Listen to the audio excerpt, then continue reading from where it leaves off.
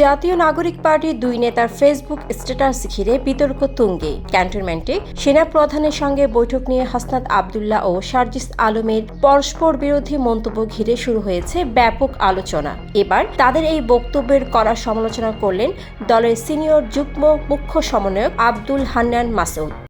Fashion brand মানে art.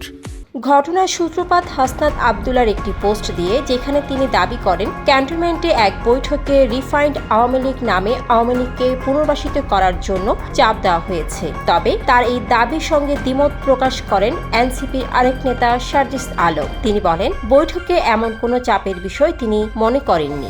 এতেই ক্ষুব্ধ প্রতিক্রিয়া জানান হান্নান মাসুদ। রবিবার সার্জিস আলম ফেসবুকে স্ট্যাটাস দিলে তার নিচে কমেন্টে তিনি লিখেন, এসব কি ভাই, পাবলিক কি বলছি, দুজনের একজন মিথ্যে বলছেন, এটা চলতে পারে না। আর দলের গুরুত্বপূর্ণ পোস্ট হোল্ড করেও আপনারা যেভাবে ব্যক্তিগতভাবে বিচরণ করছেন এবং তা পাবলিক করে এনসিপিকে বিতর্কিত করছেন। তিনি আরো বলেন, মানুষ এনসিপিকে নিয়ে যখন স্বপ্ন বুনছে তখন এভাবে এনসিপিকে বিতর্কিত করার কাদের এজেন্ডা? সরি, আর চুপ থাকতে পারলাম না।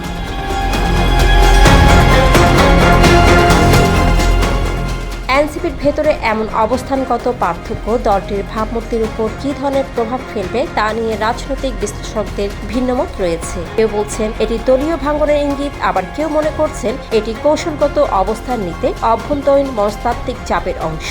এনসিপির ভেতরে এই মত পার্থক্যের সমাধান কত দ্রুত হয় এবং এর ভবিষ্যৎ প্রভাব কি হতে পারে তা জানতে অপেক্ষা করতে হবে আগামী কিছুদিন। আপাতত দুই নেতার একজন মিথ্যে বলছেন, এই প্রশ্নেই তোলপাড় চলছে রাজনৈতিক মহলে। ডেস্ক রিপোর্ট, সারাদিনের সংবাদ। ফ্যাশন ব্র্যান্ড মানে আর্ট।